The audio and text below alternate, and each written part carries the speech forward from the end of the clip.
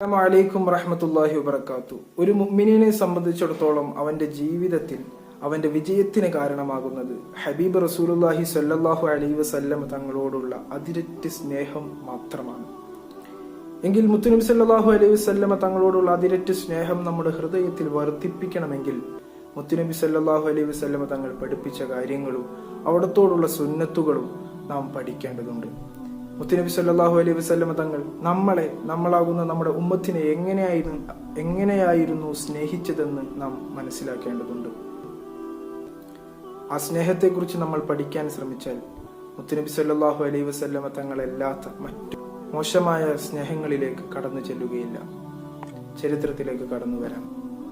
മുത്തുനബി സല്ലല്ലാഹു അലൈഹി വസല്ലം തങ്ങളുടെ പത്നി ആയിഷ ബീവി റളിയല്ലാഹു അൻഹ തന്റെ കിടപ്പറയിൽ മുത്തുനബി സല്ലല്ലാഹു അലൈഹി വസല്ലമ തങ്ങളെ കാണാതായപ്പോൾ എഴുന്നേറ്റ് നോക്കിയപ്പോൾ തൊട്ടടുത്തു തന്നെ മുത്തുനബി സല്ലല്ലാഹു അലൈഹി വസല്ലമ തങ്ങൾ റുക്കൂഇലും സുജൂദിലൊക്കെ ഒരു ദുആ വർദ്ധിപ്പിക്കുന്നതായി കണ്ടു. അല്ലാഹുമ്മ ഗ്ഫിർ ലി ഉമ്മത്തി, എന്റെ ഉമ്മത്തിന് പുറത്തു കൊടുക്കണമെന്നായിരുന്നു മുത്തുനബി സല്ലല്ലാഹു അലൈഹി വസല്ലമ തങ്ങൾ ദുആ ചെയ്തുകൊണ്ടിരുന്നത്. അങ്ങനെ നിസ്കാരം അവസാനിച്ച ശേഷം മുത്തുനബി സല്ലല്ലാഹു അലൈഹി വസല്ലമ തങ്ങളോട് ചോദിച്ചു, നബിയെ, അങ്ങ് ഖിറാഅത്തുകൾ മറന്നുപോയോ? ആ സമയത്ത് മുത്തുനബി പറഞ്ഞു, ഞാൻ ജീവിക്കുന്നത് തന്നെ എൻ്റെ ഉമ്മത്തിന് വേണ്ടിയാണ്. അവരുടെ ദുനിയാവിലും ആഖിറത്തിലും ഞാൻ അവരെ മുറുകെ പിടിക്കുന്നതാണ്.